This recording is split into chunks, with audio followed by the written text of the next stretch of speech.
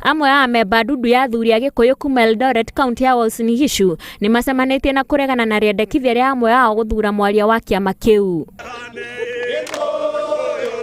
Nĩ thutha wa mwaria wa kĩama kĩu ũrĩa warĩ hau kabere gũkua, rĩu makoigaga katika kahinda ga kwamũra ũrĩa gũthurwo kuona nĩ harĩ mũtaratara wa kũhumbana gĩthii.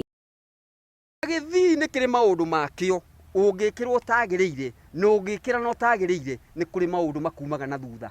Na tutikwenda gĩthii kĩngĩ tondũ kĩu kĩngĩ kĩrahumbirwo mũthuri ũcio ũngĩ wahumbirwo 2012 ũmũthĩ ndarĩ hamwe na ithuĩ. Tutikwenda ningĩ tũkinya mĩaka 3 ningĩ ũngĩahumbwo ningĩ mĩaka 2 tũtirĩ hamwe nake. Nakuo mwena wa Naikuru, gavana Kĩnũthia Mbũgua nĩ orĩtie aikari a kaunti ĩyo makamũcagũra gĩthurano-inĩ kĩa mwaka tũrorete kuona wĩra wake nĩ ũronekana. Nĩ thutha wa hũranĩri iturwa itiganĩte kuga nĩ mekũgoma tondũ gavana ũcio ndakoretwo akĩhũthĩra mbeca cia thirikari ya kaunti ĩyo ũrĩa kwagĩrĩire.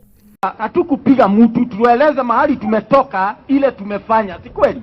Na mkasikia, mkaona okay, kama Mbũgua alifanya huko vile alifanya kwa serikali, wacha tumjaribu, labda anaweza kufanya the same wapi?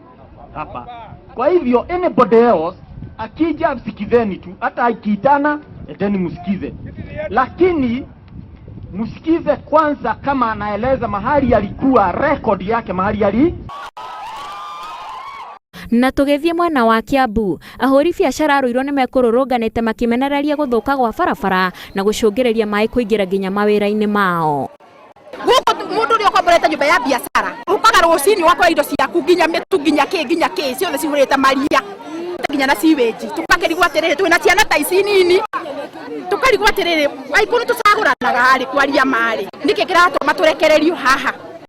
Na tũrĩ o kaunti-inĩ ya Kiambu, gĩcanjama nĩ kĩrokeire aikari a Kamĩrĩthũ thutha wa kana ka nduka ĩmwe kũigwĩkaga kĩrĩra kĩoro gĩa thukuru wa Polytechnic wa Kamĩrĩthũ. Mũrutwo ũmwe nĩwe wĩiguire kana kau gakĩrĩra na thutha ũcio meta andũ arĩa mateithĩrĩirie kũhonokia kana kau.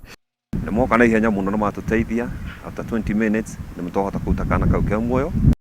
Rĩu nyina wa kana kau nĩ anyitĩirwo thibitarĩ-inĩ ya mũndũ kĩũmbe kũrĩa ekũrigitagwo na thutha ũcio matwarwo thibitarĩ-inĩ ya Tigoni etereire gũtwarwo igoti-inĩ na thitango ya kũũragana. Handũ-inĩ ha Inooro TV, rĩtwa rĩakwa nĩ Wanjikũ wa Kĩmani.